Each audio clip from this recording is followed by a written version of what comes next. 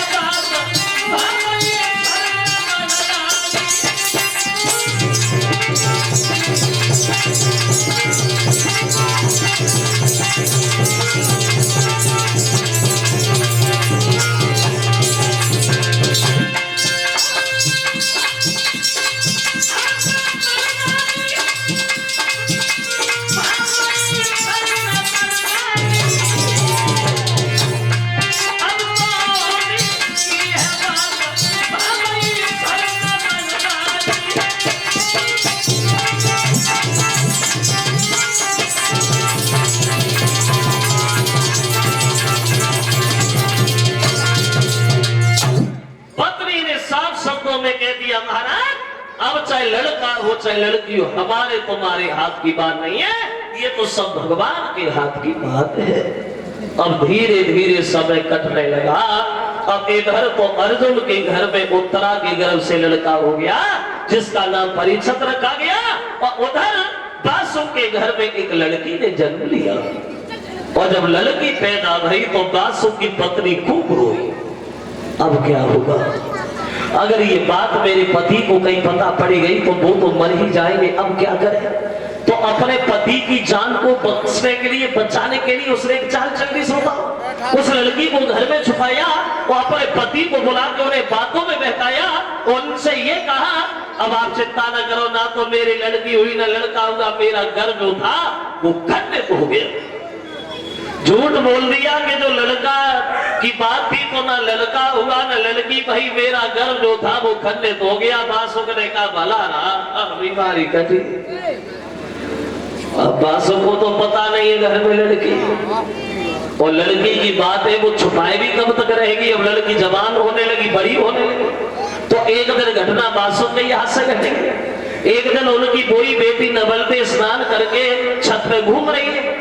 अकस्मात बासु दरबार बंद करके घर पे चले। जो छत पे नगाह पहुंची तो खड़े होकर के सोचने लगे, मेरे घर में इतनी सुंदर ये लड़की कौन है? अब बासु को तो पता नहीं कि हमारी बेटी है। और उनके दिल में एक अलग बात आई, ना तो हमने अपने घर में कोई रिश्तेदार बुलाई है और ना मेरे घर में इतनी सुंदर कोई नौकरानी, हम तो सब कोई, लेकिन ये है कौन? उन्होंने मन में एक बात, चलो होगा वो ठीक है, लेकिन अब इस लड़की को मैं अपनी पत्नी बनाऊंगा। गलत विचार बनेंगे। मन में सोचा कि इस लड़की को अपना पत्नी बनाऊंगा और अपनी स्त्री बना के घर में रखूंगा। जो ये सोचा तो सोचते सोचते उन्हें कोढ़ हो गया, पूरे शरीर से कोढ़ निकलना शुरू हो गया, कोढ़ी बन गई। बासु जब घर पे आए, पत्नी से पूछा, एक बात कहिए, एक बात बताइए, छत पे कौन घूम रहा है? तब बोली, महाराज माफ करना, ये किसी और की नहीं, आपकी बेटी है। तो बासु रोने लगे, बोले ये तूने क्या कर दिया? अब हम नहीं बचेंगे, मैंने गलत सोचा तो ये बीमारी लग गई, अब हमारा बचना मुश्किल नहीं, अब क्या करें?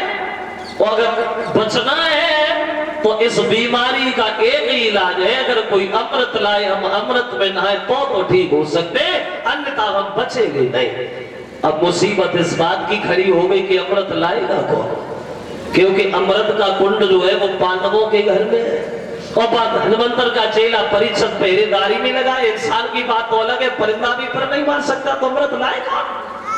तो लड़की बोली पिताजी हमारी सुनो ना, हम लाएंगे और कौन लाएंगे। मेरी खातिर अगर तुम्हें बीमारी लगी है तो इस बीमारी का इलाज हम करेंगे। तो बासुक अपनी बेटी को समझाने लगे, सोने में